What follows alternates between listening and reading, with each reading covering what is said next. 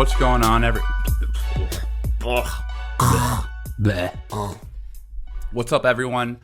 Welcome to another episode of Bro History. It's Henry Zamota and Danny Abdeljabbar. What's up, brother? How are you? Chilling, man, as per usual. Also, I want to let you know that I'm keeping that that gaff in because I think it was hilarious. Wait, what? The gagging. Oh, it's kind of like in Curb Your Enthusiasm when, I don't want to get too crude, but do you watch Curb? No, not really. He gets a pubic hair stuck in his throat. I do recognize that scene, yeah. And he keeps on going in front of people, and people are like, you got to get that checked out. He's like, grape stem. That's what I sound like right now. I don't know what that was. It wasn't that. But yeah, I'm doing well. I appreciate you joining me today on this Thursday. What day is it? The 18th? 17th. Thursday the 17th. We are recording. This episode should be released on Sunday the 20th. I don't really know days anymore. Everything is just one long journey, right? Yep, one long Sometimes journey. the sun sets and sometimes the sun rises. Most of the time. Time is just measurement of when you start. Doesn't really matter. But yeah, let's get going on this one because we have a lot to discuss. We sure do. And something that we discussed last episode was China and Taiwan. So, what were the chances that ultimately would China invade Taiwan? That's what we were talking about. Right. And I think you guys should listen to that episode. We came to an interesting conclusion. However, something we forgot to mention, or something we didn't mention in this, but I wish we did bring up, was that this, Gareth Porter released this article. He's one of my favorite investigative journalists who's from the Vietnam era, who still writes today. But Daniel Ellsberg struck again. And this was a couple of weeks ago. So Daniel Ellsberg is the guy who leaked the Pentagon Papers. And this guy has been leaking documents to this day at 90 years old. So he's the original Edward Snowden. Mm-hmm. And a couple of weeks ago, he just dropped a report from the Pentagon on the 1958 Taiwan Strait crisis. This dude is 90 years old and he's still kicking. Still doing interviews, still 100% there. Guy is a beast. Absolutely. Yeah, guy is awesome. And man, talk about the content he drops, right? Like he's got all the juicy scoop. This guy is he's just an awesome guy. He's a hero, in my opinion. But the Taiwan Strait crisis was an attempt by the PRC to reclaim Taiwan that was unsuccessful. And this report, it shows that U.S. military leadership was trying to pressure Eisenhower into nuking China over the strategic tactical nuke. Strategic tactical nukes. So, according to this report, Chiang Kai-Shek, who we talked about last episode, and hopefully you guys listened to our episode on the rise of Mao, where we talk a lot about Chiang Kai-Shek. But according to this report, he was trying to drag the U.S. into a war to help them reconquer the mainland. So right. Chiang Kai-Shek is the head of the Nationalist Party, who fled mainland China and started their government in Taiwan. He was trying to get the U.S. to help him reconquer China. And what he had done is that he stationed a large part of his military on these islands about 5 miles off the coast of the mainland. So a plan called OPS Plan 25-58 was adopted on how to protect these islands. And protect, quote unquote. By the way, stupid idea. Let's put a large part of our military 5 miles outside of the doorstep of our adversaries, where they can just hit them all at the same time. Sounds like a really sound idea to me. Just, sorry, I had to interject with that. Well, they were doing like guerrilla raids and stuff on mainland China, something that will be a subject for today's episode in a different context. But this was so phase 1 was patrol and reconnaissance. If the Chinese attacked the islands, phase 2 would kick in, which would involve U.S. air forces wiping out the attacking forces. But here is the interesting one. So there was a phase 3 where the U.S. Pacific Command would carry out strategic attacks with tactical nuclear weapons on Chinese bases as far north as Shanghai. So if they hit back, we would basically nuke the shit out of them, is what they were saying. They were saying that, well, if they attack a U.S. ship, then we should start using nukes, and like immediately. That should be the first resort. So according to the report, the bombing of the intended targets with tactical nuclear weapons would almost certainly involve nuclear retaliation against Taiwan and possibly against Okinawa. That assumption was based on a special national intelligence estimate that had been issued on July 22nd, 1958. The estimate had concluded that if the U.S. launched nuclear strikes deep into communist China, the Chinese would almost certainly respond with nuclear weapons. Eye for an eye. An eye for an eye situation. Nuke for a nuke. And this is where it gets very interesting.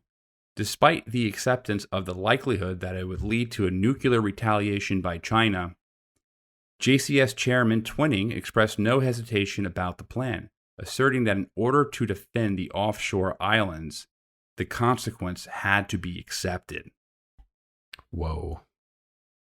Well, who cares? It's just Okinawa.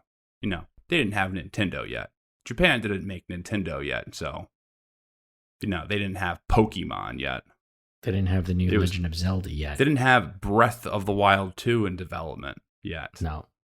So there was no reason to, commit to their defense, or, you could exchange them.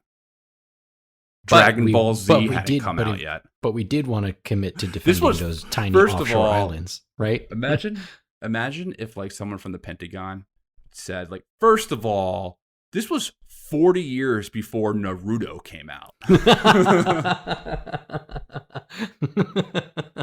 Now we never, ever would put Japan on the cutting board. This is years before. They were basically expendable. Yeah.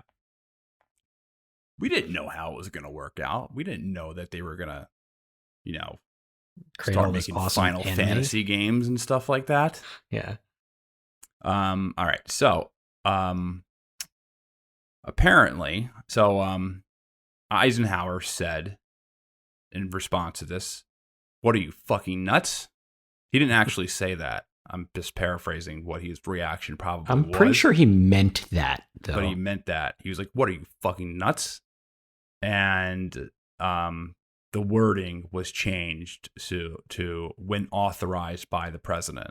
So the wording was not that the consequences had to be accepted, but just that when authorized by the president, we'll go ahead and nuke them. No, the wording was that in the document that the Navy had the right to nuke, use tactical nukes when they needed to, or when they felt that they had to. Right, and but it got changed to only when authorized by the president. Yeah, it was changed to, hey, gotcha. I will sign off on this. I'm not having some cowboy launch nukes at cities or near cities. You have to consult with me before we do that. I have to have final say. That's what he did. I'm glad that that's what they changed the wording to, but it also is kind of stupid still, because it's it's not boldly saying no, don't nuke people. You know what I mean? That's nuking is still on the table. Well, dude, it's the Cold War. Come on. I know, but still, just the flagrant idea, oh yeah, we're gonna We're gonna help out Chiang Kai-Shek, who's coincidentally is literally carrying out guerrilla warfare on mainland China. Well, the nut jobs in the Pentagon in the 50s and 60s, you know, thank God that the nukes were under civilian control. Right. But to finish this up, so the chief of naval operations, Admiral Arleigh Burke, argued that if the U.S. did not maintain the threat of tactical nuclear weapons in conflicts, it would lose the entire world within 3 years. Oh, I get it. So it's like, they can't seem weak, or that they wouldn't use it, so they always had to threaten the use of it so that they can maintain their hegemony on the world. And that was the argument for writing up this policy.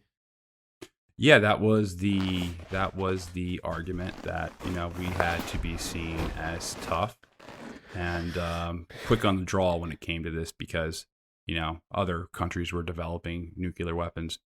But yeah, it's pretty crazy to think how eager the Joint Chiefs were to use nuclear weapons back in the 50s. It seems that if you look at some of the proposals that they provided, it seemed like they wanted to nuke everyone sometimes. Mm-hmm. But that's why there were so many of these like weird films to come out in like the 70s or 60s about nuclear wars, right? Like parody type films. Mm-hmm.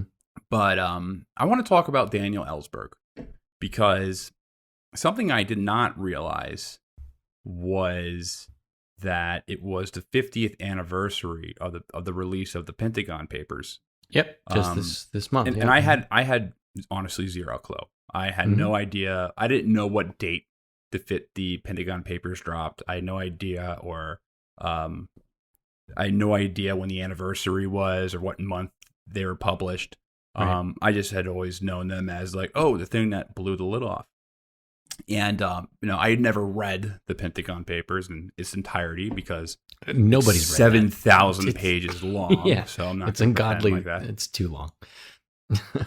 But it's I think an important part in history at the very least. Have you ever seen the movie The Post?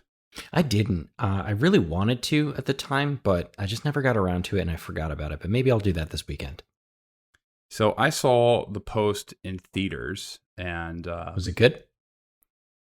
Yeah, it was fine. It was, it was whatever. It was a lot of fart sniffing going on in there. I had wanted to see. It was like one of the last films I've seen in theaters. My girlfriend doesn't like the movies theaters because she hates bed bugs, and she has like a weird fear that theater seats have bed bugs. And so we don't really go to the movies. I'm not really a theater person either, but when we went, I had the choice between The Post. I was fighting for The Disaster Artist. Oh, I love that movie. It was great. And the person I went to the theater with was like, no, I want to see The Post. And I lost. I could see how you would have been salty about that, because the Disaster Artist was a masterpiece. It was awesome. You know what though? It was good, but you'll never beat just like the Room compilations on YouTube. You're tearing me apart, Lisa. You're tearing me apart. Yeah. I did not hit the. Oh hi, Mark. Oh hi, Mark. Oh hi, Mark. You'll never beat those YouTube clips. But yeah, the fart sniffing was incredible, because it was just like a bunch of New York liberals watching it together who are like, "Ooh, we're the good guys." That crowd. What it was written for. To like, it was written in the time of Trump, so they were getting at like, oh, the media is sticking up for democracy and what's right and for public knowledge and all that stuff. Mm-hmm. Like the context behind the film was. Well, I mean, I think it's liberal. It's a fair narrative to put out. I think, especially when we talk a little bit more about this particular issue. So let's talk But about regardless of what you feel about, that's just my bias against anything that comes out of Hollywood and stuff like that. Fair enough. Mm-hmm. I'm always going to be hostile to it. But the Pentagon Papers was something that was really, a heroic thing to do. And it was a big deal. Daniel Ellsberg definitely put a lot on the line to do that. It was basically the secret history of the Vietnam War. And in short, it exposed the systematic lying that was going on from the Truman administration to the Nixon administration. And Daniel Ellsberg, who he was an analyst at the Rand Corporation, and he was a consultant to the Department of Defense. That's right. He had even served under Henry Kissinger, or he was consulted Henry Kissinger at one point. He also served as a U.S. Marine Corps officer from 54 to 57, and he actually did combat missions in Vietnam. So it's particularly interesting that he was doing this particular research because he literally had boots on the ground experience. Yeah, I think he worked in the ambassador's office in Saigon. But in 64, he officially joined the Defense Department and ended up working on the top secret McNamara study. It was titled U.S. Decision Making in 1945 to 68, which later came to be known as the Pentagon Papers. Wait. I actually read somewhere that the official title to this study was even worse. It was Report of the Office of the Secretary of Defense Vietnam Task Force, which was even more lame than that one. Pentagon Papers is cooler. I mean, the Pentagon Papers is, it's a reason. There's a reason why they called the Afghanistan Papers the Afghanistan Papers, because because it's that explosive. Except the Afghanistan Papers really didn't shake shit up like this one did, I feel like. Well, the reason why the Afghanistan Papers didn't have the same impact is because, it was nice to see it, but it was stuff that everyone already knew. Yeah. It was like a lot of the things that were exposed. Yeah, there were some quotes from, different high-ups, but everyone already knew that the Afghanistan War was a disaster. Yeah, and part of that is probably because we have the internet now, right? And so a lot of that information is just being disseminated a lot quicker. Whereas, the common American was just basically taking for face value whatever the U.S. government was telling them on the basic media, right? And unless someone like, Ellsberg decided to leak some documents to the contrary, whatever the government said was what was printed and what was said on the news. And that's it. So this was particularly kind of a bombshell revelation because a lot of people at the time were already, feeling this kind of anti-war fervor, or at least that sentiment had been growing in the country. And then suddenly somebody comes along and drops 7,000 pages on, affirming their beliefs. And then suddenly it's like, oh shit, there's some validity to this, or invalidity to the war, I should say, Yeah, even the stuff with like Julian Assange now, like the kill tapes that were dropped. Right.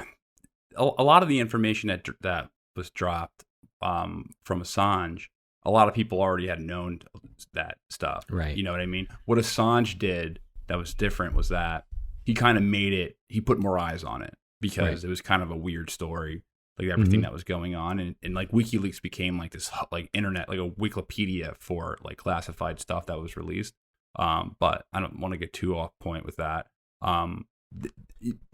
This was had a really big impact because it was coming in a print paper. You know what I mean? Like there was no internet, there was no Moon of Alabama.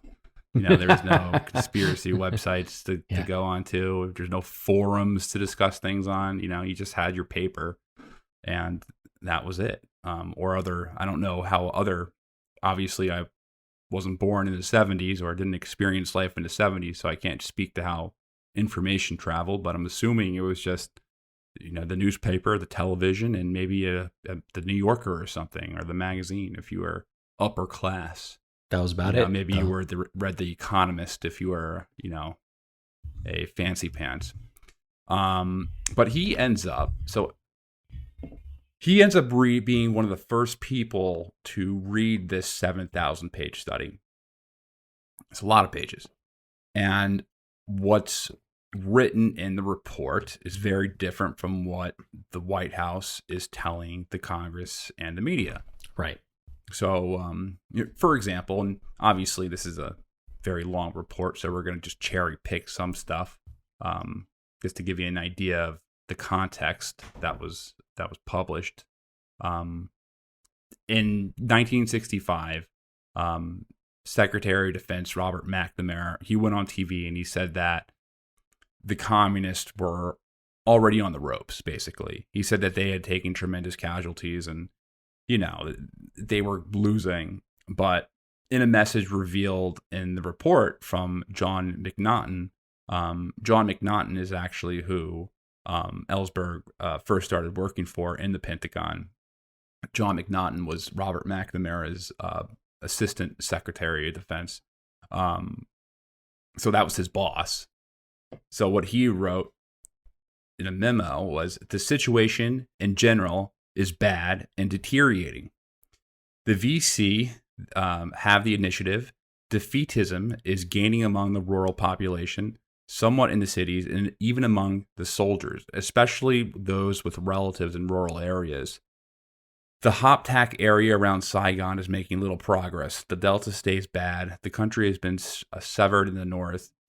GVN, that's South Vietnam, control is shrinking to enclaves, some burdened with refugees. And we'll get into what, some of that information, reasons why. But McNamara was very clear that the situation was really bad at this time. The situation was not good. It was fucking terrible. And it was terrible. It was that government, what was created, that South Vietnamese government, that construct was falling apart. They had already tried to reunify with the North. But they were on life support. But another deception that was uncovered was, Ho Chi Minh was always portrayed as being like a Soviet Union sponsored guy. Right. So at the time, the Vietnamese, the nationalists were winning they're basically winning the fight for independence, under Ho Chi Minh, who was obviously a communist. But interestingly, Ho actually worked with the U.S. in Japan, with the U.S. against Japan in World War II. But, the U.S. actually flipped the script on him and then started using him as a boogeyman for the threat of Soviet expansion of communism in Southeast Asia. But we can talk more about that later. Obviously, this wasn't the case at all. And I think there's this one quote that you had there. It was American intelligence officers in the field said that was not the case. They had found no evidence of a Soviet plot to take over Vietnam, much less Southeast Asia. As one State Department memo puts it, if there is a Moscow-directed conspiracy in Southeast Asia, Indochina is an anomaly. So basically, there was no Soviets doing anything in Vietnam at the time, and everybody knew it. At least everyone in the government knew it. Yeah, the communist movement there was a nationalist movement that was organic from the the collapse of the French Empire. But, the reason why Ellsberg did these leaks is because he learned that Richard Nixon was going to be continuing the same deceptive policies. So he began photocopying the McNamara study, and then he gave it to a senator, William Fulbright, who I think he was he had a head of the Foreign Council. He had a high committee position, so he was able to use it, or at least very least present it. But he didn't do it just because he didn't want to get in trouble. He didn't want the heat of presenting a classified document. So Fulbright, he tried getting this study officially from then Secretary of Defense Melvin Laird, but it was denied, so he couldn't get it. And then after the invasion of Cambodia and then eventually Laos, Ellsberg, he said enough's enough, and he gave the paper to the New York Times, who, to their credit, they published 3 installments of the McNamara study. Right. But the Nixon administration, they obtained a federal court injunction forcing the New York Times to cease the publication. So what he did is that he gave it to the Washington Post, who published it. Right. I think he actually gave it to both of them at the same time, if I'm not mistaken, because he wanted to split up not put all the eggs in one basket, so to speak. Oh, well, I didn't know that. I thought he gave it to the New York Times first, and then he gave it to the Post after. Yeah, because they both had copies. That makes sense. Mm-hmm. And what was interesting about that plays is that, you know, at the time the judge in the New York area had basically upheld a restraining order so that they couldn't print any more of it, or like a temporary restraining order. But then the DC court judge was like, nah, you don't have a very good argument for restricting or limiting the speech, the free speech of the press, as an example. And that was pretty interesting because now that you have 2 sets of judges in 2 districts that are saying opposite things about basically the same case. And so it ends up going to the Supreme Court, and the Supreme Court ends up voiding the injunctions because they said that it conflicted with the First Amendment, and that it also they didn't have a very strong argument as to why they should be able to censor it. And I think I had the quote up here somewhere. I'm gonna lose it somewhere, but the argument was lame and very at this point, hindsight being 2020, it's super, like, go figure, that was the argument. But it was like, oh, it'll cause immediate and irreparable harm to U.S. national defense interests. Or I think there was like another line about how it severely limited the executive branch from being able to use, foreign policy, something, blah, blah, blah, nonsense, bullshit, basically. And that was a big split because that was the Supreme Court, they ruled 6-3 to allow the newspapers to keep publishing the material. So that was huge, huge win for free speech, for the First Amendment. Huge. And I think what's important to recognize is that when Ellsberg did this, he was indicted on 12 federal felony counts. Mm-hmm. So he was going to serve a 115-year prison sentence. So he was going to go to jail for the rest of his life. And, thank goodness the charges were all dismissed. And what had happened, and the only reason why they were dismissed, don't go thinking that they're going to pardon Assange or anything like that out of like the goodness of their heart. Like, they weren't dismissed because of the goodness of their heart. Like, oh, he did the right thing. He did he was basically set to go to jail. Yeah. He was going to go to jail.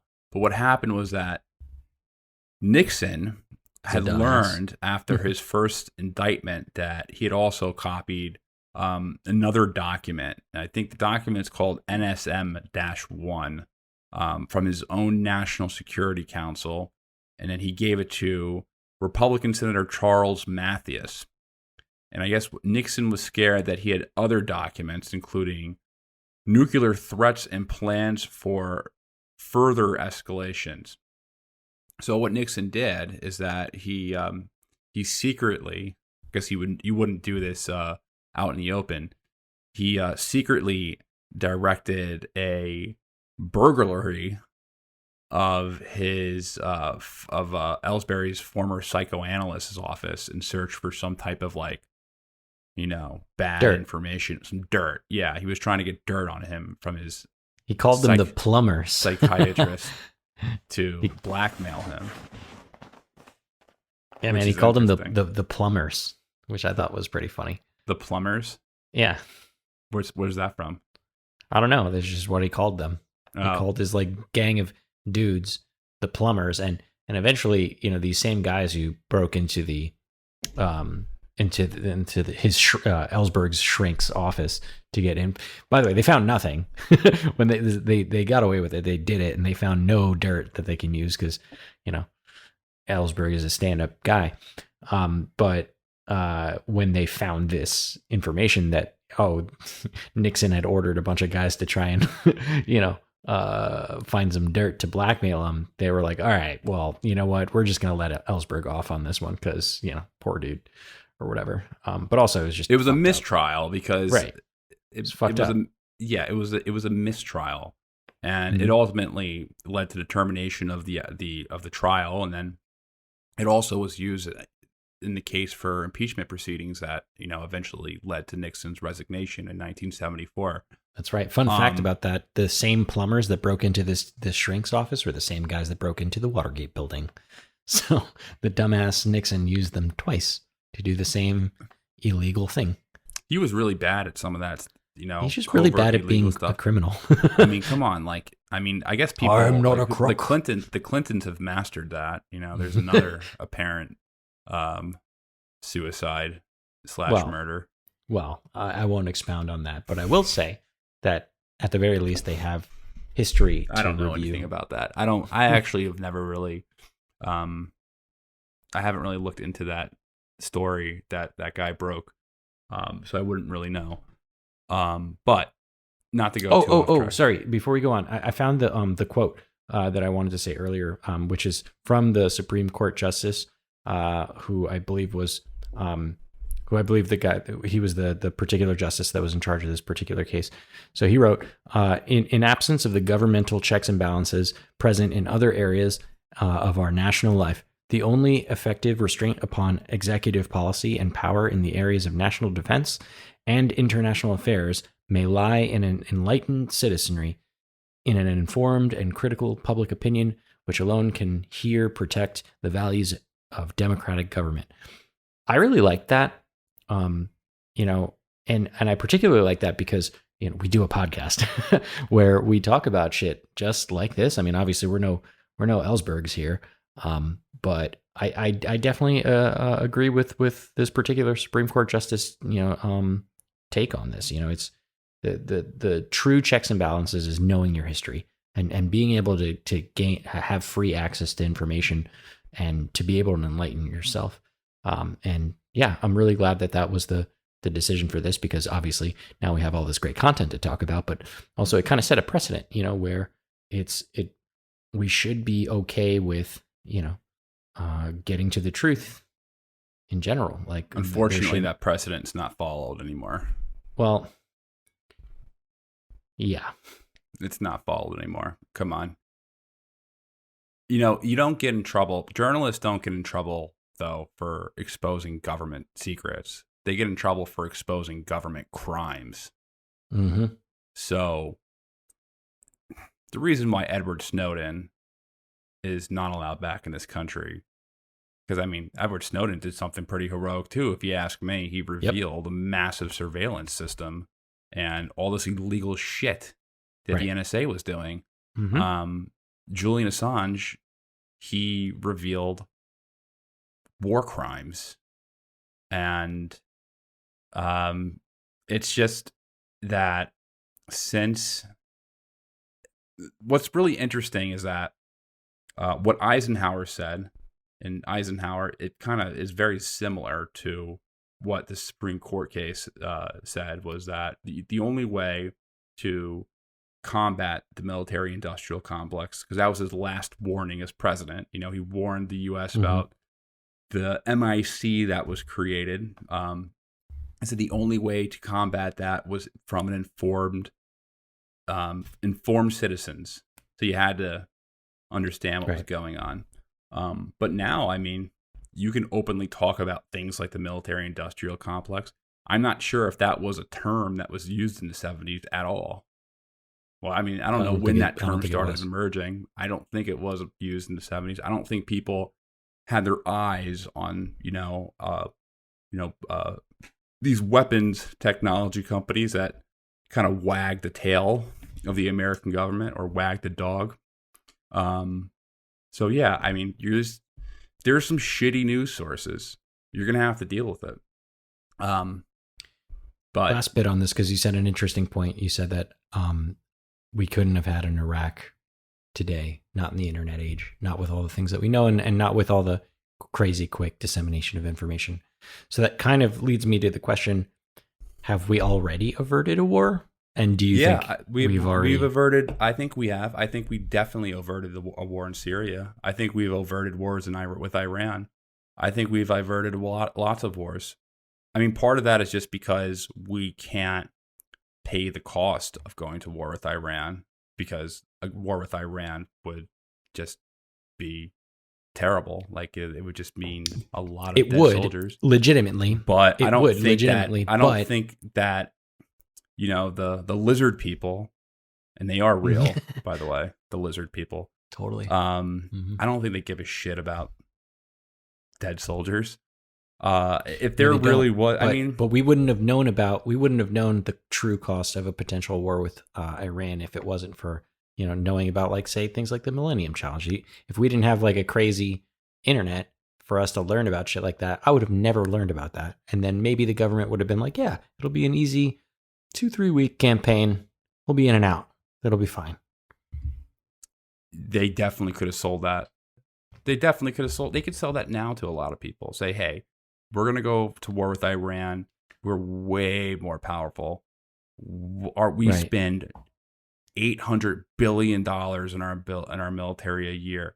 Their military budget's like $20 billion or whatever. Dollars. I don't know what it is. It's significantly smaller. We're going to win these wars, and plus we have American soldiers, the best soldiers in the world. These are just crazy. And we got nukes, and they don't. So you can worst comes to worst, we'll nuke them. But then you can admit the fact that Iran is all mountains. Is basically there's 80 million people there. You can admit that they're ready to fight to the death to defend their country. You can admit that information and make it seem like it would be easy. Because if you talked to me maybe like 8-10 years ago, I would have been like, yeah, why not go to war with Iran? We'll just win, right? It'll be quick. Why don't we just get it over with? But now that there's more information and it's easy to recognize the cost, and it would be. I just don't think. But then again, back in Vietnam, there was intense opposition to the war. But that was now. I don't think it was mainly because the people knew of all the bullshit that was going on. I think it was more so because there was conscription, and the fact that there was conscription meant that you had a chance of going and dying in that hellhole, and if not you, then your buddy, your friend, you knew someone. Care about, right? And 50,000, over 50,000 people died in Vietnam. So, like American soldiers. That imagine. We talk about Iraq a lot. The Vietnam War had many more casualties, tens of thousands of more soldiers dying there, and it was a disaster. It was an absolute disaster, and they were sacrificed. They were sacrificed like lambs. It was awful for bullshit, for nothing. We trade with Vietnam now. I have a friend who recently went to Vietnam for vacation, and she doesn't stop talking about it. Like, oh, Vietnam is so great, and I always am like, oh, you just got back from Nam. All of my roommates in college were Vietnamese. Yeah, it's nuts. And I want to let's dive back into the Vietnam War, because I want to talk about like just the general origins of the war and kind of the way that we look at it. Danny Sherson, he wrote this really interesting article, and I think this might be his first article that I've read of his. So this was years ago. I think probably in like 2018. It made me a fan of his, and the article is about military scholars and generals who are constantly reliving Vietnam. They're replaying it over and over again in studies and in theory, and they're looking for insight on how they could have won that war. It was particularly an obsession for a lot of generals who were coming out of West Point in like the 1980s. So the guys who were too young to serve in Vietnam, but the guys who are old enough to basically be the leaders of Gulf War and who are the high ups right now in our military. H.R. McMaster is famous for this thesis he wrote about, what we did wrong in Vietnam and, what we could have done better. But so there's a lot of papers like that. There's this constant replaying of it. Like, how could we have won? But the problem is they focus on the actions that should have been taken after the U.S. submitted ground troops in 1965. So they're focused on, what we should have done after 1965 when we fully engaged in there. They don't take account that the war was already over by the time we entered it. Like, the war was done. There was no winning that war. It was unwinnable. And it was unwinnable because Ho Chi Minh was the most popular man in Vietnam. And, they just were not going to prevent him from taking power. He had just too much popularity. He was seen as a freedom fighter who fought not only the Japanese, but also the French. And what people don't get is that communism at that time, especially in Asia, was a post-colonial nationalist movement.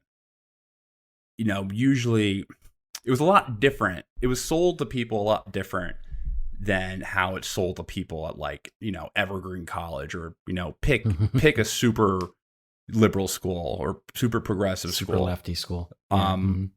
It was a hard nationalist, liberate themselves, self-determination from colonial rule, with the element of share wealth with people, it's a compelling argument, it's very compelling. It would be very compelling to be a communist if you were in rural China, if you were in rural Vietnam, if you were poor as hell and you saw French collaborators wealthy. Oh, I won. What the fuck? All you did was just bow down to the French. All you are is an abuser. Right. Meanwhile, I've been here breaking my back in a rice farm. I'm gonna, what? I deserve that. Myself. I deserve some of this stuff that, this country, all this society was built off my back. I completely understand exactly how that mentality is developed in post-colonial society. I don't think communism is the good thing to do. I don't think it's the right economic system. Good argument, bad conclusion. I don't think it's the conclusion or what is ultimately going to make the better of society. But hell, man, I would be a communist if I was in Vietnam after post-colonial world. That is way more appealing than being some bitch boy. You know what I mean? And that's soundbite number 173 from the Bro History podcast. What? No, I would be a communist. Yeah. Or some bitch. Hell, I would be a communist. Hell, I would be a communist. This man is a communist. You got me. I'm a commie. That's what's going to happen when either of us end up trying to run for president or some shit like that later in the road, and they start going through the Bro History archives and they pull out, look, on June 17th in 2021, Henry said he would be a communist, so you shouldn't vote for him. I mean, I don't know about all the positive things I've said about Vladimir Putin and Bashar al-Assad. I think they have that over me too. Yeah. Yeah. How I said that, Bashar al-Assad, I wish he was my president and stuff like that. I think they're gonna get me. That's funny. All right, but back to Nam. So Nam. Back to Nam. So where was I? Yeah, it wasn't surprising that rice farmers would find this messaging appealing. And what's interesting is that, the narrative that is not taught in school, because, we are taught the Vietnam War in school. At least I was in American history. And it was just taught like a blurb. Like, this is how it was taught. So in the 1960s, there was a bunch of communist countries and there was something called the Domino Theory. And everyone thought that if one communist country turned or no, communism would spread from one country to another, kind of like dominoes, the game. And then, the America got into a big problem because they didn't really have a strategy when they tried to fight the war. The end. And then there was these anti-war movements and stuff like that. And yeah.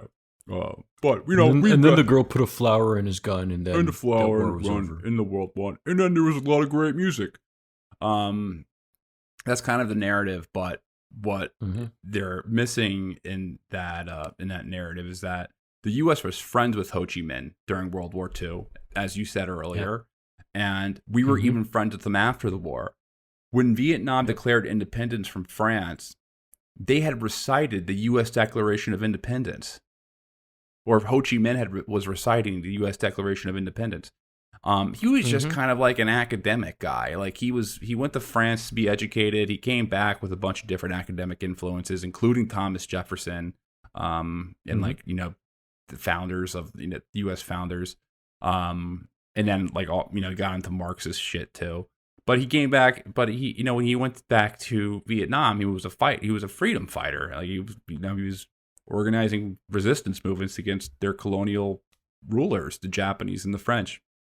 So of course the guy is going to be popular, and even when the French, first tried to pull Vietnam back into its empire, the U.S. was against that invasion. So after World War II, the French was just like the French were like, okay, we're back, we're no longer occupied by Germany. Why don't we just go reclaim our empire? Let's just see how that works out. So we'll go to Indochina. That was one of our good ones. And they go back, and to their surprise, the people who live there don't want them to be there anymore. And they resist them. And when France invaded Vietnam, it looked really bad on the world stage. Because France's Vietnam was, how people are like, oh, that was Russia's the Soviet Union's Vietnam, when they refer to Afghanistan, like, let's give them their own Vietnam. That was Egypt's Vietnam when they fought Yemen in the 60s. Vietnam, the French's Vietnam is Vietnam.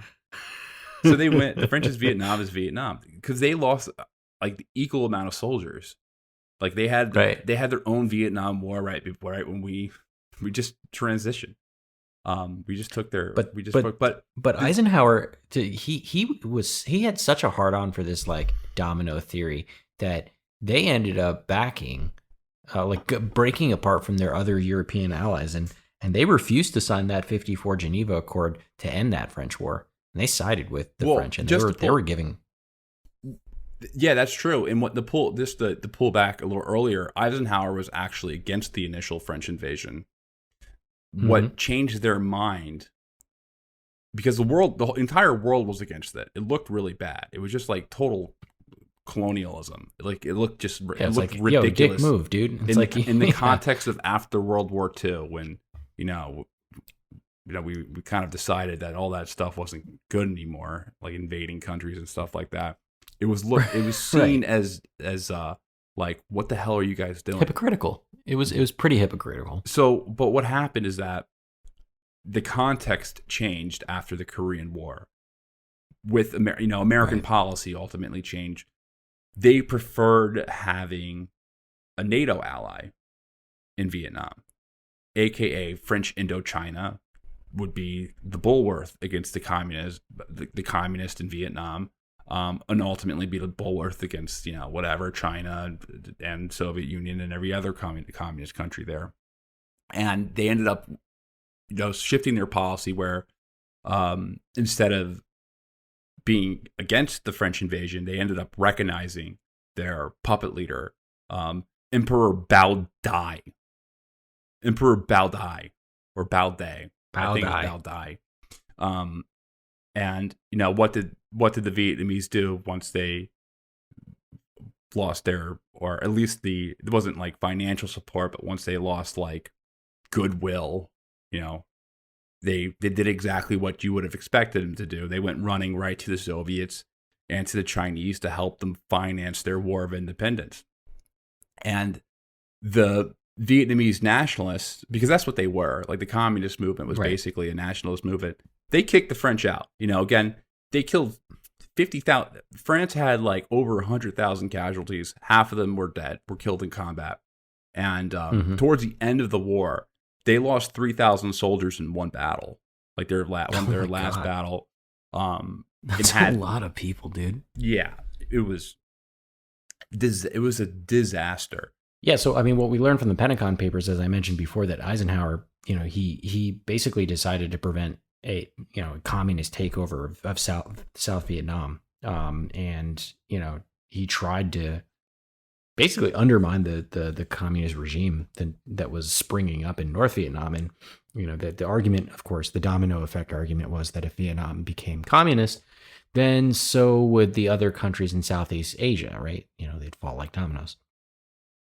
And again, like I pointed out earlier, this led Eisenhower to side with the French and refuse to sign those Geneva Accords, which would have ended the French war.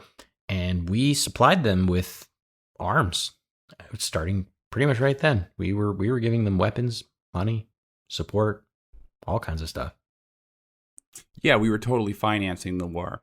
And I think the other missing context with Vietnam is that, so during this time, during this war, there was no North and South Vietnam.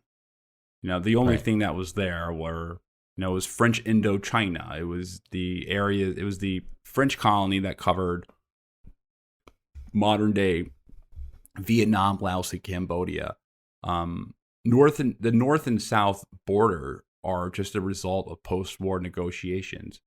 And I have this document that explains. I have the documents. Got the documents right here. I have a document from the State Department from 1962 that explains it really well.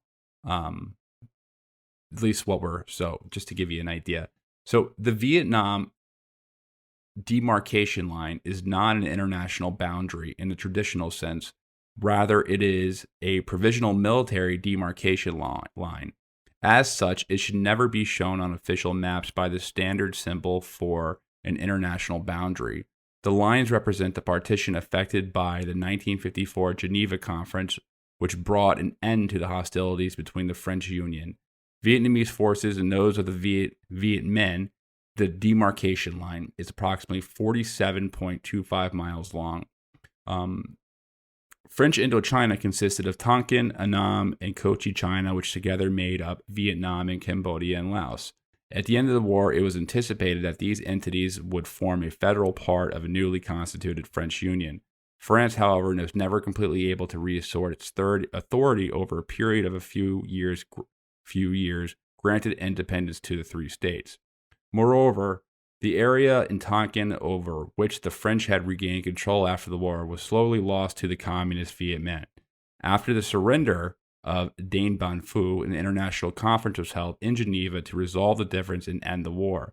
One of the results of the conference was a temporary partition of Vietnam, approximately along the 17th parallel of north latitude. According to the Geneva Conference of 1954 and the Central Mixed Commission for Vietnam, the Provisional Military Demarcation Line in its association demilitarized zone was described as follows.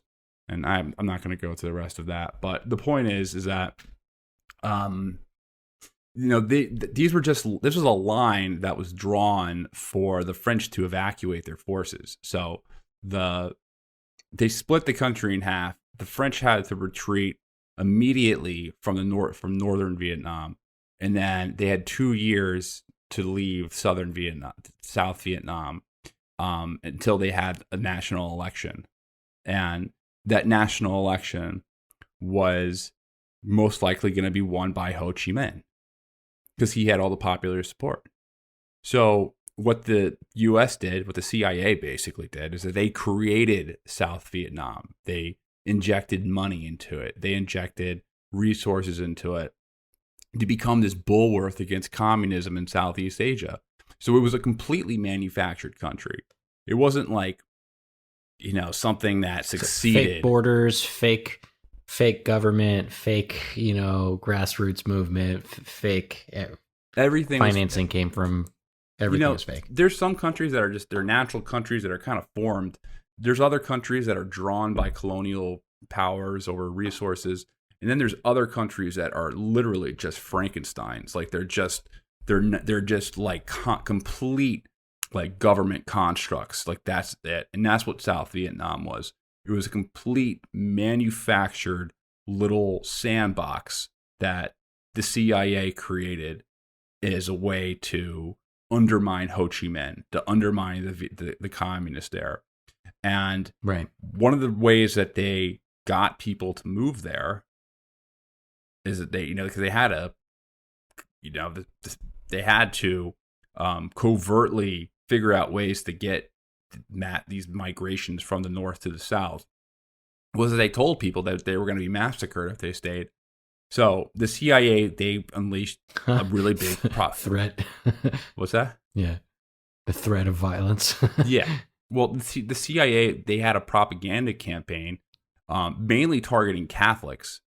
They said that they're going to be genocided. And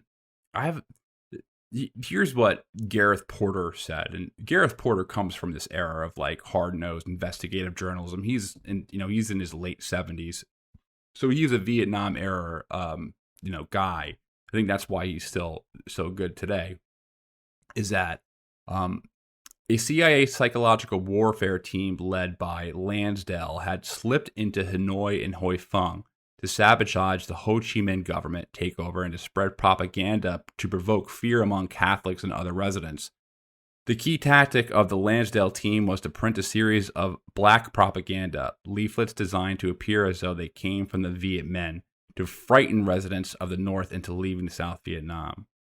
The most dramatic such deception involved spreading the rumor that the U.S. military was going to bomb Hanoi, a story that was further promoted by leaflets showing concentric circles of destruction of the city by an atomic bomb. So, oh Jesus.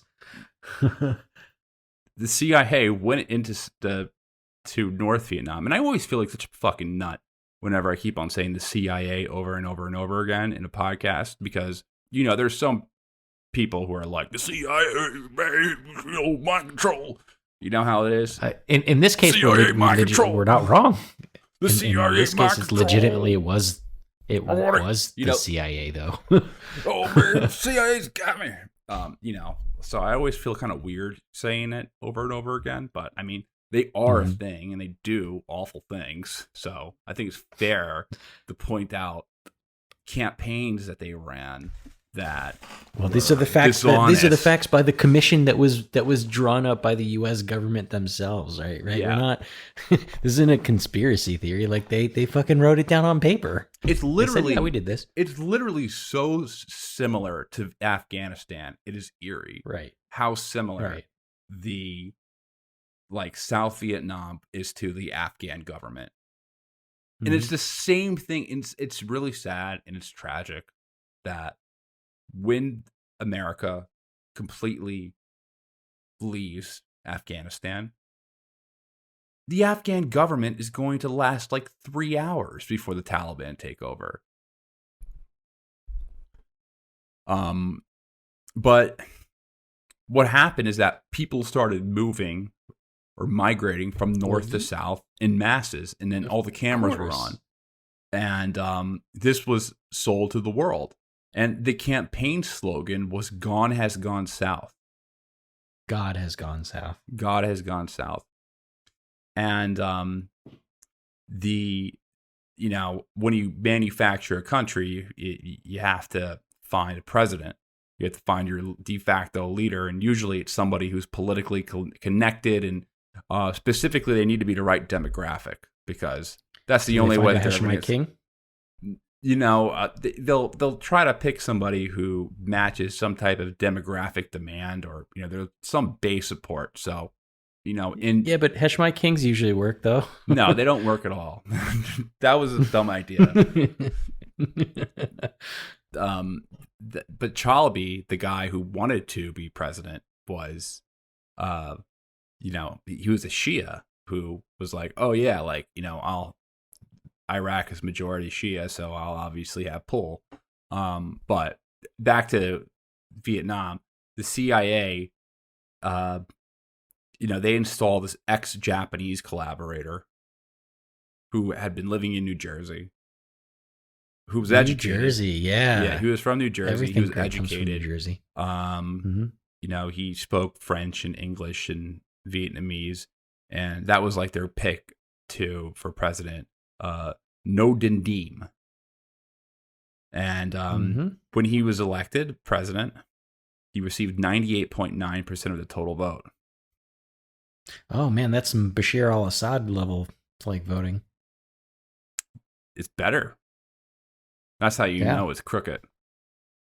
That's how you know it's real. That's how you know it's real. 98.9%. And I think South Vietnam's population was like 10% at that time. I mean, it's not their population. Their Catholic population was like 10%.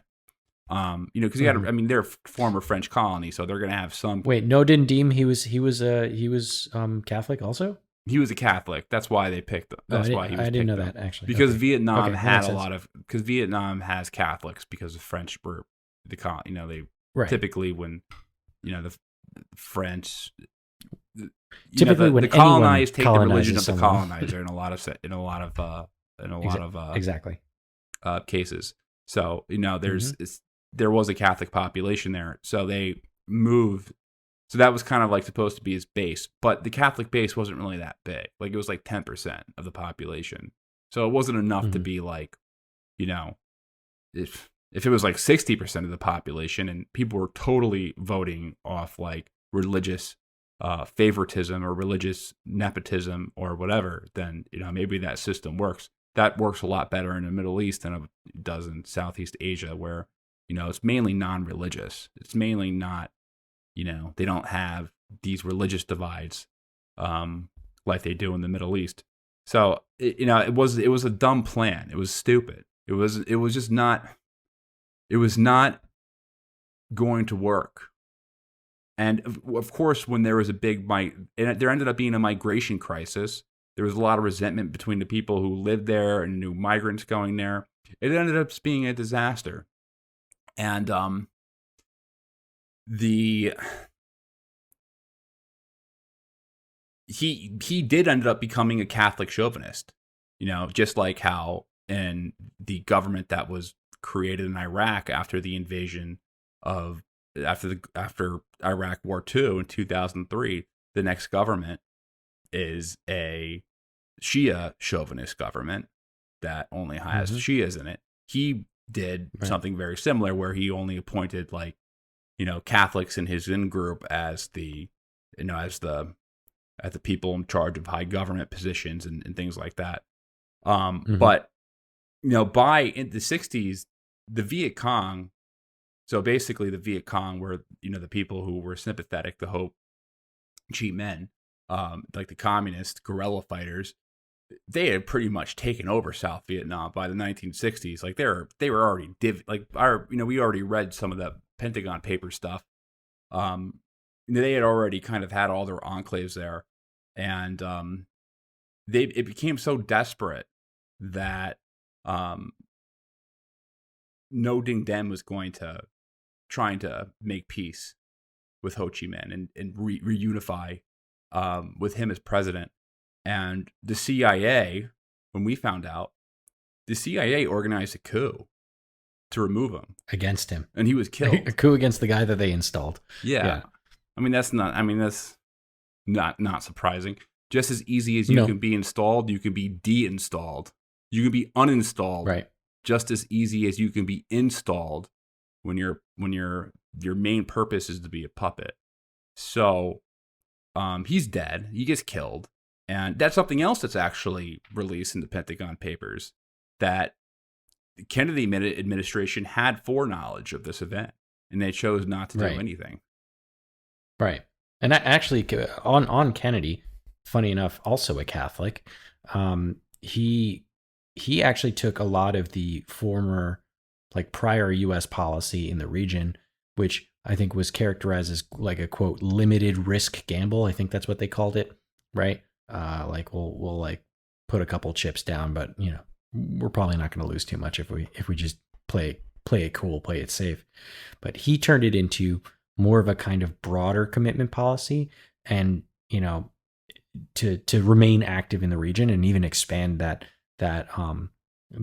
influence. And the way that they pitched it to the United States was just like, oh, don't worry about it. Like, we're not, you know, it's fine. We're not going to really put boots on the ground or anything like that. Don't worry, you know. Green and it went through. berets. Green Right. berets. We're not gonna really do anything. We just want to, you know, make sure that we're still there. And at the same time, like obviously Kennedy's dealing with a lot of other Soviet shit. Like around the same time, we had the Berlin crisis, which is if you remember when the wall went up, it's when the Soviets were like, "Yo, get the hell out of Berlin," and then they put up the wall, and there was like this like escalating conflict. Like, are we going to go to war with Soviet Union or not? I don't know. You know, it was a crazy time at the moment, and you know, the country was kind of getting a little bit of Cold War fatigue. So you know, we were kind of thinking like, shit, we can't lose to the Soviets again in the Southeast Asia. So, you know, Kennedy basically took McNamara's advice and, you know, went deeper, you know, into the conflict in Vietnam. And so he actually increased the U.S. military advisors like by 10 times. And he introduced helicopter missions. So, you know, his promise that, oh, don't worry about it. We're not going to really like, you know, do anything. We're just sending advisors. Those advisors weren't just advisors. Like they were there to fucking like go to town. That's what they were there for. But you know, Kennedy wasn't a total dickhead, and he really wanted to work DM before they killed him, and basically was like, all right, look, you're kind of a dick. Like, if we're going to support you, you know, we want you to make some democratic reforms, right? Because this is not going to look good for me if we're backing, you know, basically an autocratic dictator, right? Fun fact about that, Diem refused. He told Kennedy no to the democratic reforms, which is probably part of the reason why he got himself coup d'etat. But yeah, interesting story. Yeah, it's just interesting. Like, you know, there was clear foreknowledge, and it's like, oh yeah, let it take care of. Let's let the problem settle itself. We're gonna organize a coup, and maybe he'll not make it through. Let's see what happened. But yeah, he was a bastard. You know, I don't want to call. I mean, sadly, and you know, I obviously, you know, Kennedy's assassinated 2 months later. Right. Which is, you know, I find a sad moment. Which I was just there recently, actually. Yeah, I was just in Dallas recently. I took the walking tour, and I sent the pictures. I took myself on a walking tour. I didn't actually pay anyone to take me around. I just Googled it, and we went to the spot. Ironically, where Kennedy is assassinated by the same group. Yep. The Chia. Well, actually, if you go to the spot where he, the building where he was shot, there's a placard on it, and the placard talks all about the history about, you know, how, you know, he was going down the parade and he got shot and all this stuff, and it says allegedly murdered by Lee Harvey Oswald, and somebody clearly like, you know, scrawled around the word allegedly, you know, which I thought was fascinating. I took a picture of that and put it in our Slack, which is available to you guys if you're interested in our Patreon. Shameless plug, but that was super interesting. Well, you know, what's really interesting is that the polling data suggests that more Americans believe that the Kennedy assassination that was dictated in the Warren report was full of shit. Like, people don't believe the official story. Like, most people think that Oswald. Weren't we supposed to get the full story of the Kennedy report like in the last few years, and then something happened and then it didn't come out again? I think Trump declassified some information. Honestly, I wasn't really paying attention too much to it. There was so much noise going on at that time. Because it was like supposed to be like 50 years or something like that. That like 50 years had to have passed for us to get like the declassified information or some shit like that. I forgot exactly what that was going on. I should Google that later. Yeah, I honestly haven't put that much research into that. But what I did notice is that there's more Americans who believe that like there was a criminal conspiracy that went beyond Lee Harvey Oswald to kill Kennedy than not think it. Like, I think it's like the vast majority of Americans believe that. apparently Ted Cruz's dad was involved. So Yeah. Really? I mean, that would make But sense. yeah, let's move on. Let's talk about this next little bit, because this is all right. I want to fun talk. one. So, all right, I want to spend the remainder of this podcast talking about the Gulf of Tonkin incident, because that's What Gulf of Tonkin incident? the Gulf of Tonkin incident. No, I know. I'm joking because it didn't happen. Well, this is a very interesting story, and Yes, it is. I want you to help me go through this, because Yeah. I actually pulled this article that I had shared with you on the Gulf of Tonkin, and it was written by Lieutenant Commander Pat Patterson, who published a very thorough and well-sourced essay called "The Truth About Tonkin" in the Naval History magazine. So we're not talking about the World Socialist Forum right here. We're not talking about Moon of Alabama. We're not talking about even less conspiratorial websites. Like, we're talking about, an essay published at the Naval History magazine.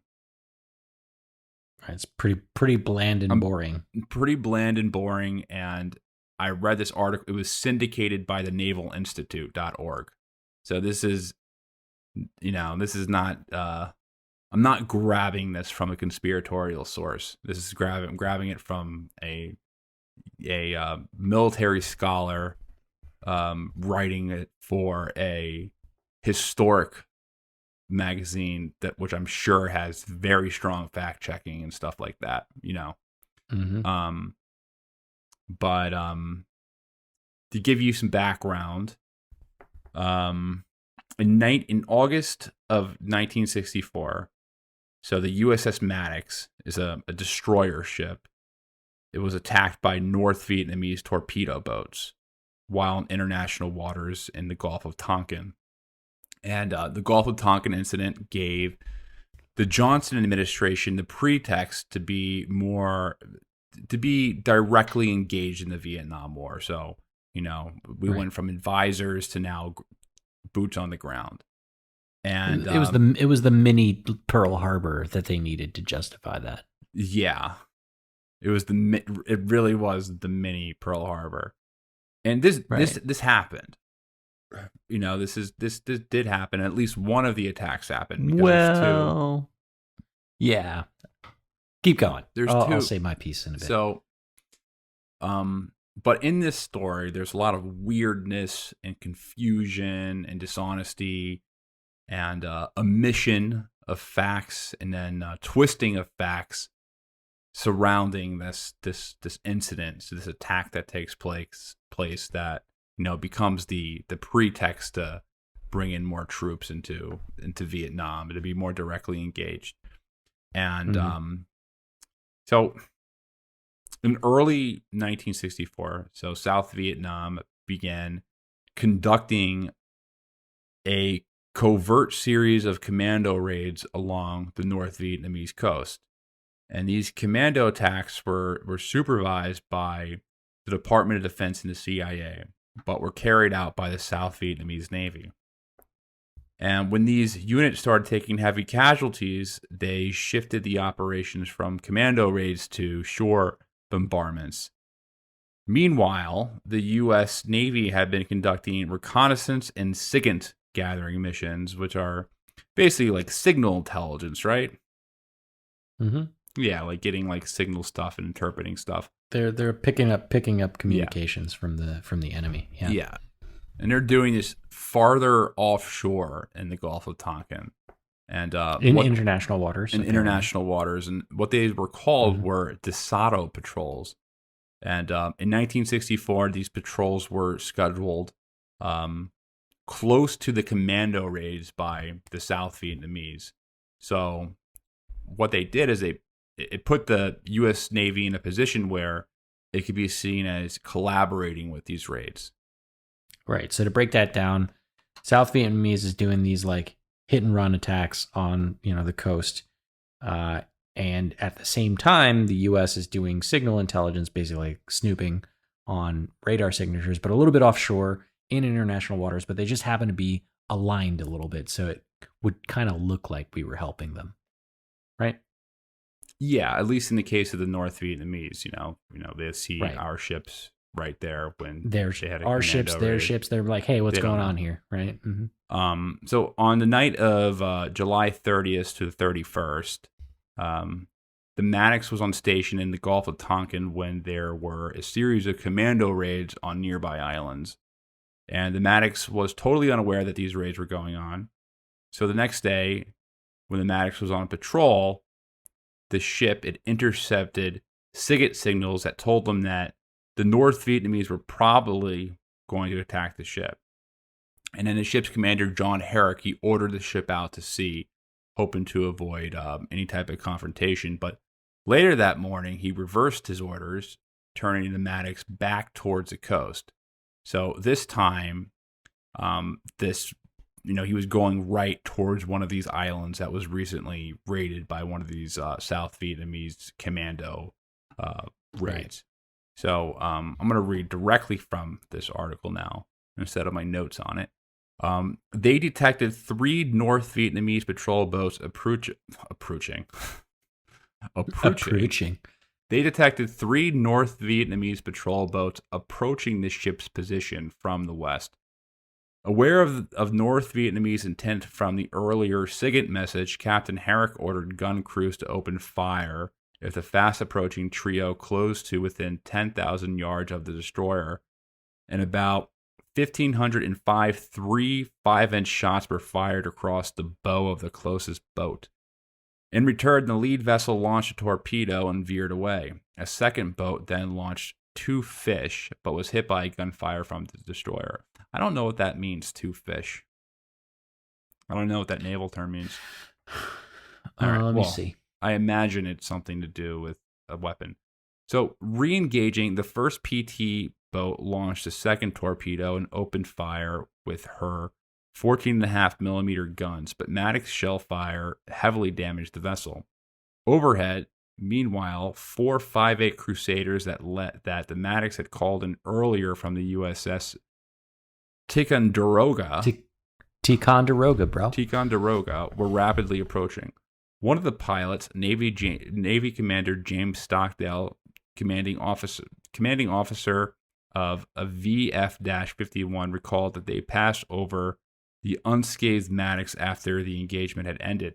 Stockdale and the other pilots, with orders to attack and destroy the PT boats, made multiple firing runs on the enemy vessels. The 2 lead boats maneuvered evasively, but were nevertheless less heavily damaged. The third was left dead in the water and burning.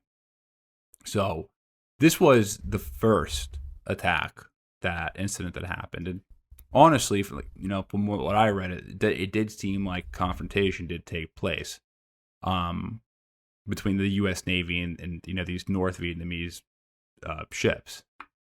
Now, what was your thought? So this is a little bit contested. Now, I tend to believe this particular article that you just read because of the reputable sourcing of it, but the other places that I've read, kind of paint a different picture where the South Vietnamese weren't necessarily being the aggressors. They were themselves defending themselves from those raids from the South Vietnamese.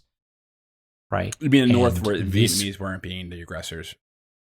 Exactly. The North weren't just I think that is a given. I'm just saying that, they're obviously just coming. Go ahead. The one report that I was reading was saying that they initially mistook the vessel for a South Vietnamese ship, which, in my opinion, seems kind of hard to believe because this is a fucking U.S. destroyer. But be that as it may, they opened fire on it, but that they got their ass whooped. But then another one that I read seems to like a report that like an incident report that happened later. Some later investigation showed that the attack never actually happened on the ship, and that the ship, the USS Maddox, was the first to open fire. So meaning we shot first. I gotcha. So right, so there was no There was no they hit us. Well, I think we defended ourselves. The USS Maddox in this article, it says the same thing where they shot first. It's just that the North Vietnamese boats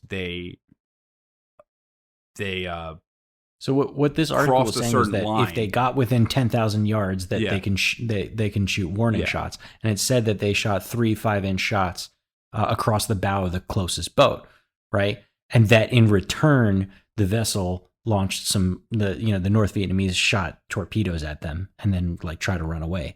But what I read was that they didn't shoot any torpedoes at them, and that the USS Maddox just straight up open fired on them. So you're saying that they didn't respond. Okay, I gotcha. All right, well. Like, so, and the point there that I think is what people are hinging on is the commander's, Captain Herrick's, orders to turn around, right? So the fact that, he initially said, all right, fuck it, we're gonna get out of the way, get out of harm's way, we don't want to start a conflict, right? And then midway through, he decided to double back on those orders and then go directly to the conflict area, like that part is particularly fishy. So that is a weird part of the story. Why did they go back? Total conspiracy. This is now like we're in full conspiracy mode here. So like fair warning, right? But what I read was that he was told by his superior officers, like, no, turn around and open fire on the first set of like North Vietnamese ships that you see. Like he was told to do that. And then they manufactured the whole story about how, like, maybe they got some signals saying that maybe they were going to get hit, and maybe, they fired some torpedoes and that gave them the recourse to open fire. And at the end of it, you can see that the planes that came to the response to, like, provide support noticed that, the whole damn ship, the Maddox, was just not even scathed, like totally unscathed, no damage whatsoever. Now, obviously, fucking destroyer from the U.S. against some PT boats of North Korea in the 50s, like not even a competition, but we're talking about no damage whatsoever, none, zero, That is strange. It's a little fishy, It's a little fishy, but again, fully in conspiracy mode here, not a ton, like, I tend to believe the account that you read. I tend to believe that because it seems well sourced. But there's some weird shit going on there. So let's go on to the second day, because this is where it gets a little weird. So the next day, the Maddox resumes their patrols, and Johnson ordered the USS Turner Joy to join the first destroyer on patrol of the North Vietnamese coast. So that night, the South Vietnamese, they staged more raids. And at this point, North Vietnamese installations had been attacked 4 separate times in 5 days. So on the morning of August 4th, U.S. intelligence intercepted a report indicating that the communists intended to conduct offensive maritime operations. Maritime operations in the Gulf of Tonkin. And this was done under really bad weather conditions, so creating difficult detection conditions. So that night, Captain Herrick had the 2 ships move out to sea to give themselves maneuver space in case of an attack. However, the Maddox nevertheless still reported it was still tracking unidentified vessels. So I'm going to read directly. Although the U.S. destroyers were operating more than 100 miles from the North Vietnamese coastline, the approaching vessels seemed to come at the ships from multiple directions. Some from the northeast, others from the southwest. Still, other targets appeared from the east, mimicking attacking profiles of torpedo boats. Targets would disappear, and then new targets would appear from the opposite compass direction. Over the next 3 hours, the 2 ships repeatedly maneuvered at high speeds to evade perceived enemy boats' attacks. The destroyers reported automatic weapons fire, more than 20 torpedo attacks, sighting of torpedo wakes, enemy cockpit lights, and searchlight illumination, and numerous radar and surface contacts. By the time the destroyers broke off their counterattack, they had fired 249 5-inch shells, 123 3-inch shells, and 4 or 5 depth charges. Commander Stockdale was again in action, this time alone. When his wingman's aircraft developed trouble, Stockdale got Man, I'm a terrible reader today. Stockdale got permission to launch solo from the Ticonderoga for more than 90 Ticonderoga. That's a fun name, right? For more than 90 minutes, he made runs. Native American. What's that? It's a Native American word. Oh, okay. It's honorable name. Okay. For more than 90 minutes, he made runs parallel to the ship's course and low. For more than 90 minutes, he made runs parallel to the ship's course and at low altitude, below 2,000 feet, looking for the enemy vessels. He reported later, "I had the best seat in the house to watch that event, and our destroyers were just shooting at phantom targets. There were no PT boats there. There was nothing there but black water and American firepower." So he was fighting ghosts, basically he's saying that, he flew out there and then there was nothing. There's zero evidence that there was any ship there. We were just firing shells into the ocean. So Captain Herrick also began having doubts about the attack. He realized the attacks were actually the results of overeager sonar operators and poor equipment performance. Herrick determined that the Maddox operators were probably hearing the ship's propellers reflecting off her rudder during sharp turns. So, I mean, I don't understand. Like, all right, that's just funny. Obviously, we're not seamen. They got spooked. They were in a storm. This is what it boils down to. They were in a storm. They had just come off of an engagement from the day before. They're on edge. They can't really see shit. Everybody's fucking around, and they just start shooting at nothing. They spook themselves. It's like a cat getting afraid of its own shadow or like its own reflection in a mirror. It's just they're seeing a bunch of nothing. Yeah. So, hours after the attacks had occurred, Herrick sent a flash message to Honolulu declaring his doubts. His message was, "Review of action makes many reported contacts and torpedoes fired appear doubtful. Freak weather effects on radar and overeager sonarmen may have accounted for many reports. No actual visual sightings by Maddox suggest complete evaluation before any further action taken." So, what he ends up doing, though, is after he sends this first flash message, he sends another one that conflicts the original story that he had sent. And his next message is, "Certain that original ambush was bona fide.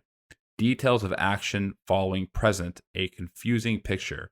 Have interviewed witnesses who made positive visual sightings of cockpit lights or similar passing near Maddox. Several reported torpedoes were probably boats themselves, which were observed to make several close passes on Maddox. Own ship screw noises on rudders may have accounted for some. At present, cannot even estimate number of boats involved. Turner Joy reports two torpedoes passed near her." So this second one is contradicting the first one. So what happens from there is that Robert McNamara, he calls Admiral Grant Sharp, who is communicating with these ships, and he's relaying this information back to Washington, and he asked basically, or McNamara, he asked Sharp, is like, if was it possible that there weren't any attacks, and apparently, is it possible that you're just going a little nuts? Yeah, is it possible that this is just not like crazy? And then Sharp admitted that there was a slight possibility because of freak radar echoes, inexperienced sonar men, and no visual sightings of torpedo wakes. The admiral added that he was trying to get information and recommended holding any order for a retaliatory strike against North Vietnam until we have a definite indication of what happened. Other intelligence supported the belief that an attack had occurred. An intercepted SIGINT message, apparently from one of the patrol boats, reported, shot down 2 planes in the battle area. We sacrificed 2 comrades, but all the rest are okay. The enemy ship could also have been damaged. So that was what they intercepted from the North Vietnamese. From the North Vietnamese, right. Mm-hmm. Amid all the other confusion and growing doubt about the attack, this battle report was a compelling piece of evidence.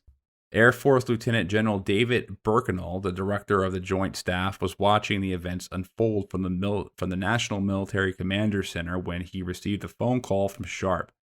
He admitted that the new SIGINT intercept pins it down better than anything so far.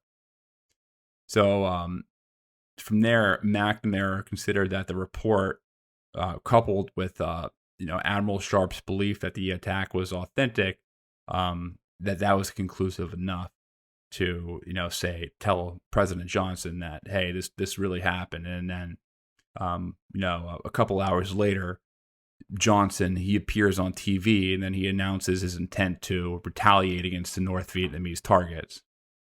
And hold on, before you continue, let's just wrap all of that up.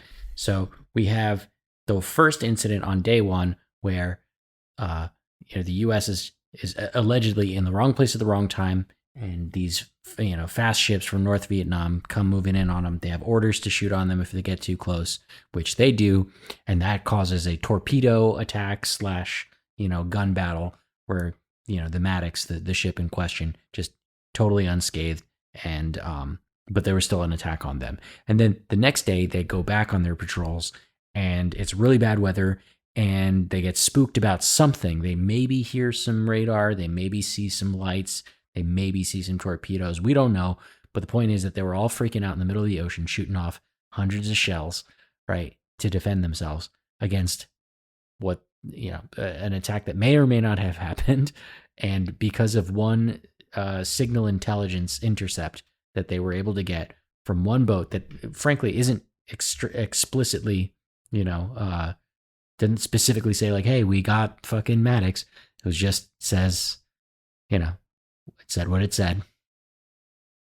Based on those 2 pieces of evidence alone, they take that information. They say, Pearl Harbor in Vietnam, we're gonna hit them back.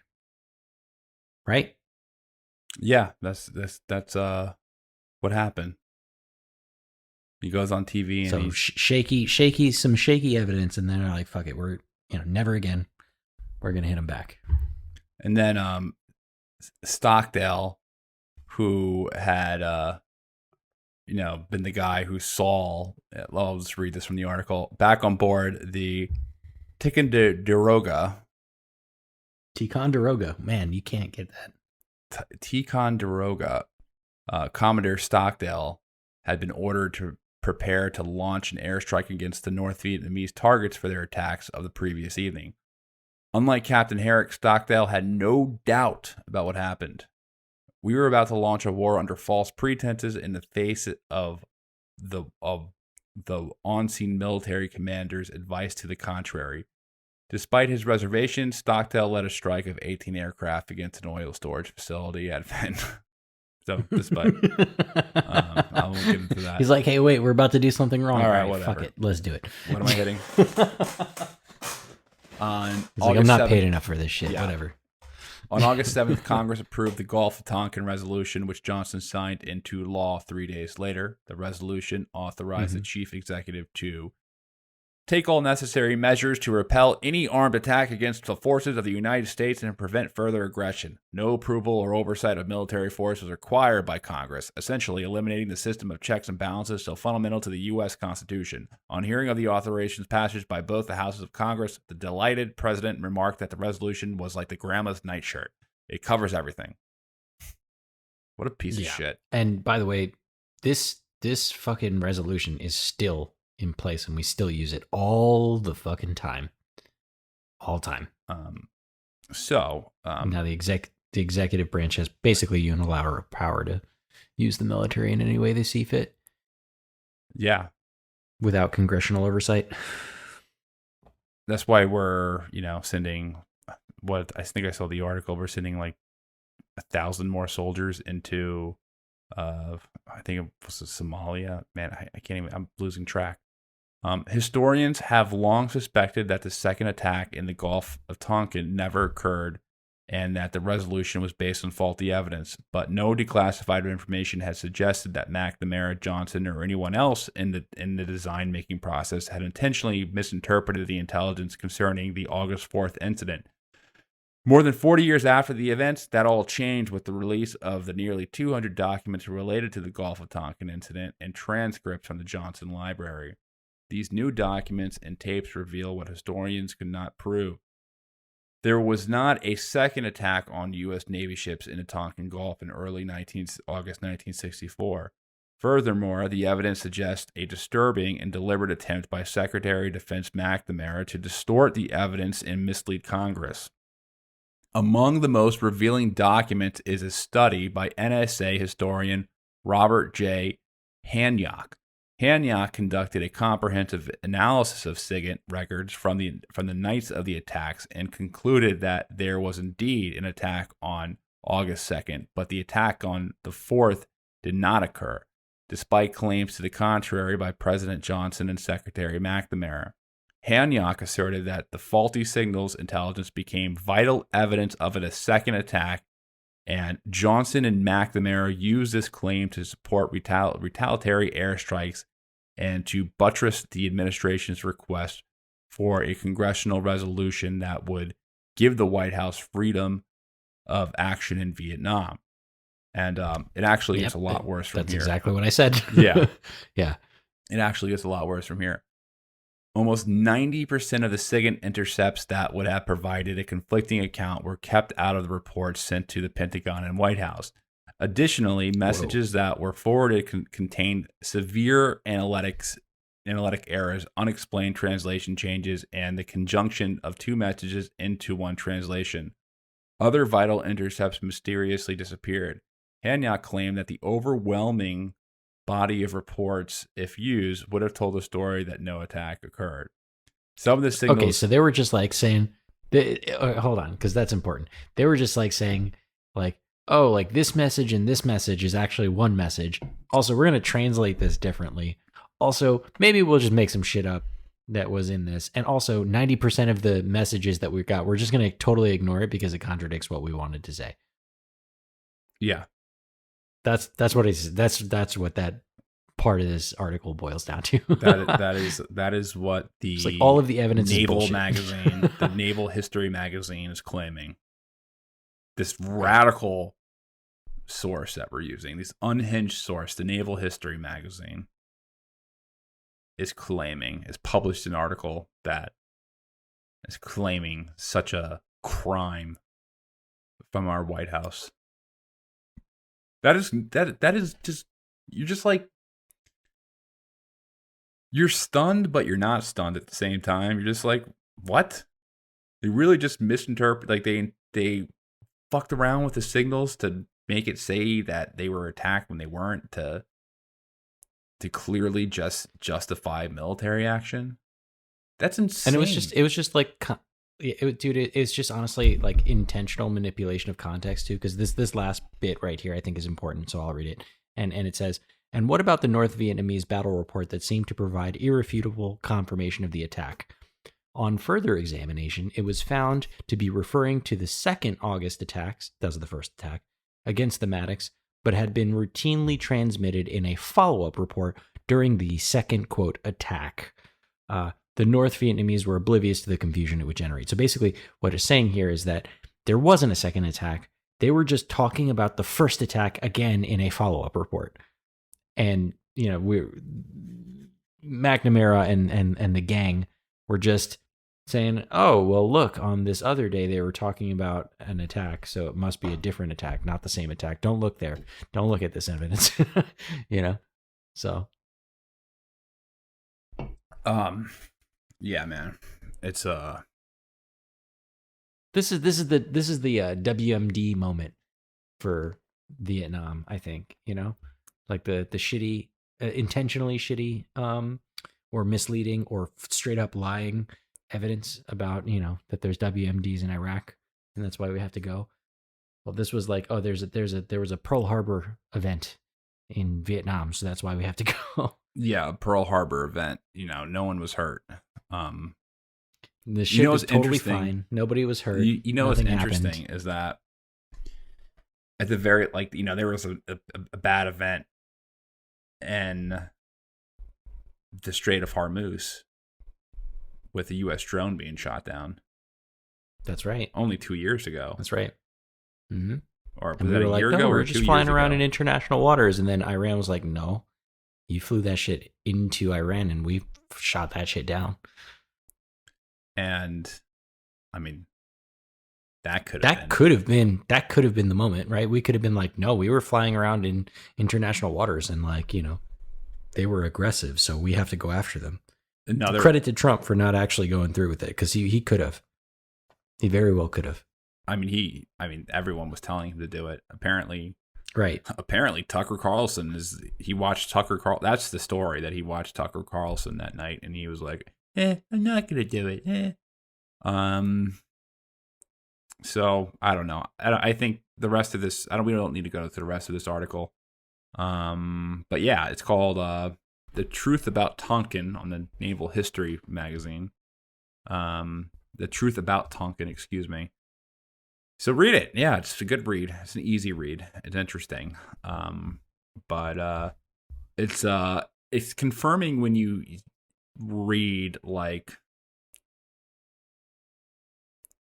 it's easier to talk about Vietnam because it's far away in our past. So it's a lot easier to call out the lies and deceptions that took place. But the Vietnam War was a war by deception. We were lied into that war, just like the Iraq War. And the consequences were even greater. I mean, at least for the United States, and we haven't even talked about at least the casualties of the people who lived there. The estimates are, they range pretty far and wide, but the most common number that I have seen, about 2 million people died in Vietnam because of that war. Absolutely atrocious. Which is a genocide. Right. And the ways that we were killing them too is just with napalm. At this point, we right, fucking flamethrowers and shit, cluster bombs.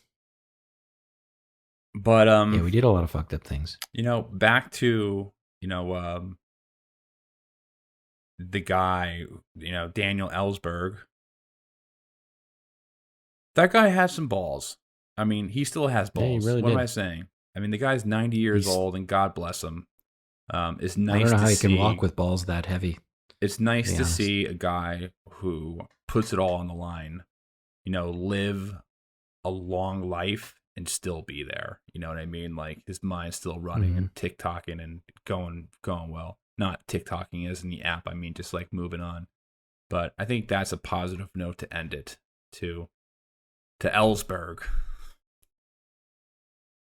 Good on you. I think that's a positive way to end it, right? Because I think if we keep on talking, we'll just go into more depressing stuff. There's plenty more depressing shit that he points out. That's at this point we're just beating a dead horse.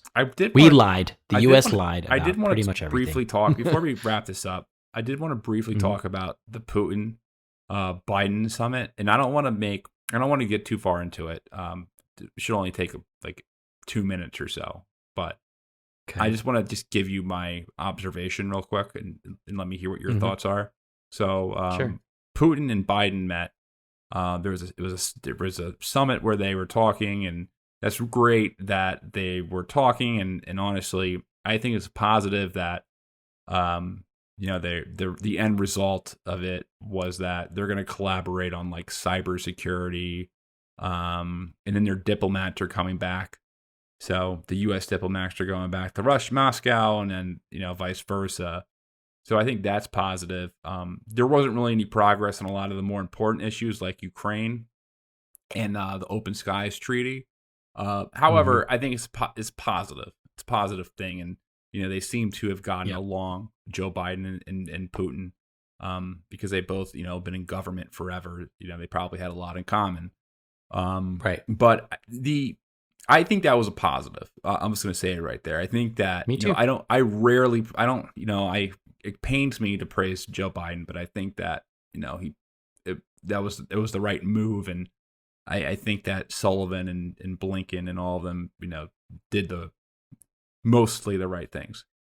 Now, I want to just comment on the media. So The media.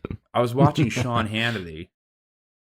I'll watch Tucker from time to time, and then Sean Hannity will come in like at 9 p.m. Like he'll hand off the show. The Sean Hannity at the end, and it's just so crazy that you could have switched. He could have been reading Rachel Maddow's teleprompter, but from a year ago. Years ago. He could have been reading Rachel Maddow's notes from 2 years ago. It sounded exactly like what Rachel Maddow would say, like, oh, Russian influence, oh, Joe Biden is a stooge to I know, Joe Biden's a stooge to Putin, he's weak, he'll do whatever Smith's, Putin is a thug, he needs to be harder. And I was like, holy hell. This was Rachel Maddow's script 2 years ago. So they just reversed their talking points. And it's just, my brother-in-law said this to me and it stuck with me. He's like, what these networks are? They're only just tools to elect people and political parties. Like Fox News is just a tool to elect Republicans, and CNN and MSNBC are just tools to elect Democrats.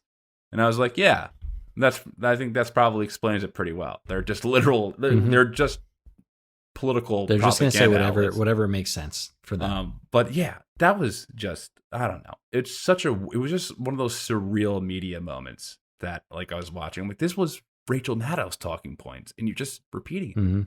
But I don't know. Whatever. You want to end this show, or do you have anything to add? No, man. I think I fully agree with your opinions there. I thought it was totally positive. What happened? I thought the summit was a good idea. I think Joe Biden went the safe route and did the safe political diplomatic route, and he didn't listen to any of the hard left wingers that want him to be super mean to Putin because of 2016, and then he also didn't capitulate to any of the war hawks that just want to start a fight everywhere. Well, and he just went straight up middle of the road. He was like, you know what, I'm just gonna have a sit down and have a conversation, and we'll get some cute little things done. Well, it was also crazy, the kind of liberal, not the progressive, like the liberal establishment media was like,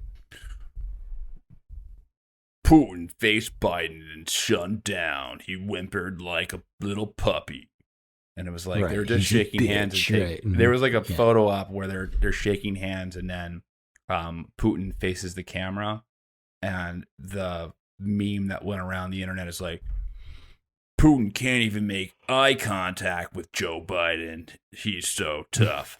And I was like, hey, like, aren't you guys saying that, like, isn't that toxic masculinity? A little bit. Isn't that toxic masculinity? But just like how Hannity flipped and started reading Rachel Maddow's script. They flipped and started reading like Fox News script, right? Exactly. What a tough man. He's so strong. I don't know. It is just, the media is, I guess it's a good ending point. Like our media is, our corporate media is just god awful. It's a joke. Is a parody of itself. Right. All right. I think that's all I have to say. Same. Anything. All right. Next week we'll be talking about UFOs and aliens. Join us for another episode. Yeah. I think somewhat UFO documents are being released, right? Yep. Let me see them aliens. So we're You going to be can't see, talking but I'm doing a little dance over here. You know, UFOs. I'm dancing because I'm excited. UFOs and aliens, and Pentagon stuff. And so that join us for that. We'll be recording that on Saturday next week. And rate and review the podcast. We had a really big boost in download numbers over the past couple of weeks. So appreciate all the new listeners. And make sure that if you haven't rated and reviewed the podcast, rate and review the podcast. It's the easiest thing that you can do to support our show. It's probably the way you found us. It's probably the way that you found us. So rate and review the podcast. It is a helpful way to show us support and continue to help us get in front of other people. And you can join our Patreon as well. We have some extra content there. And then we also have a Slack account. And the Slack account is really fun. We have a great group of people on there who we have different channels and different topics. It's just it's a really good community. I love that Slack, and I hope you guys join it. Until next week, peace out and enjoy your weekend. Peace.